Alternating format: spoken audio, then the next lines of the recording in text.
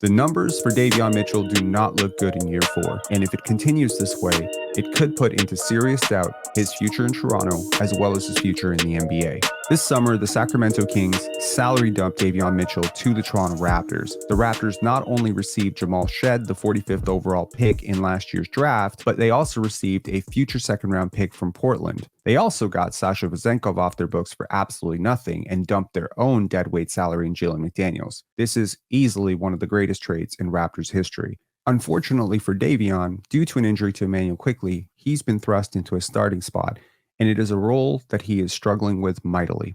For the Kings, Davion Mitchell was a net negative offensively. In his rookie season, the Kings were 6 points per 100 possessions worse on offense when he was on the court. In 2022-2023, the Kings were 2.8 points per 100 possessions worse on offense when he was on the court. Last year, the Kings were 4.6 points per 100 possessions worse on offense when he was on the court. And this year, for the Toronto Raptors, thrust into a starting spot, the Raptors are 18.2 points per 100 possessions worse with him on the court. The disturbing trend line is unlikely to improve and is a big reason why the Raptors chose not to offer Mitchell an extension.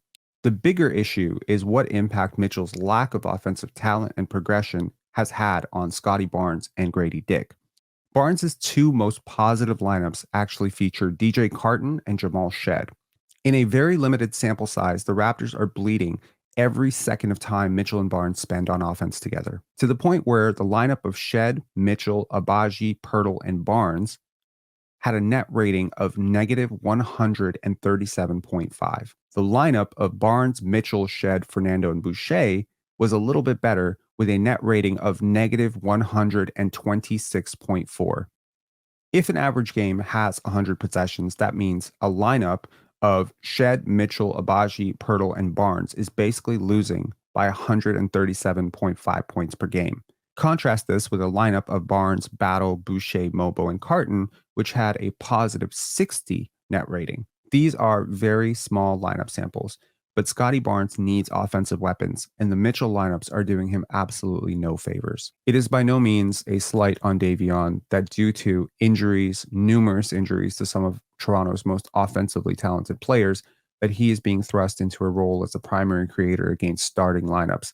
It is also perhaps worth noting that 2 of the 3 teams that the Raptors faced are actually very good defensive teams in the Minnesota Timberwolves and the Cleveland Cavaliers.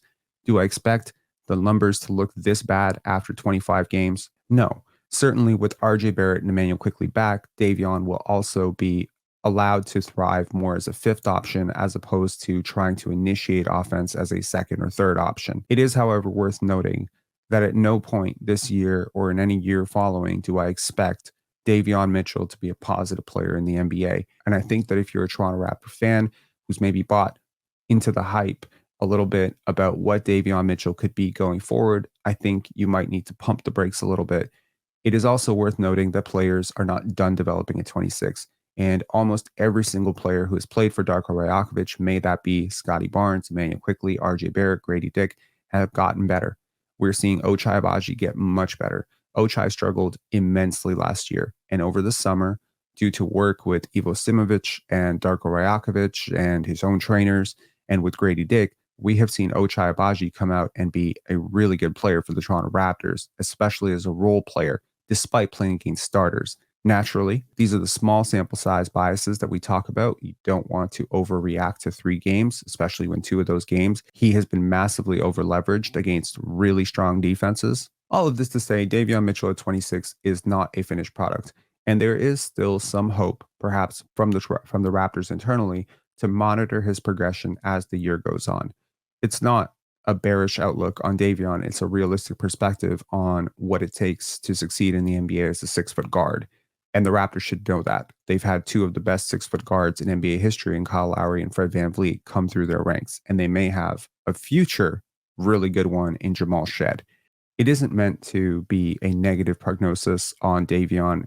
Certainly everyone who's ever talked about Davion has applauded his character and how great he is and how hard he works. And it's evidence on the court just how hard he works.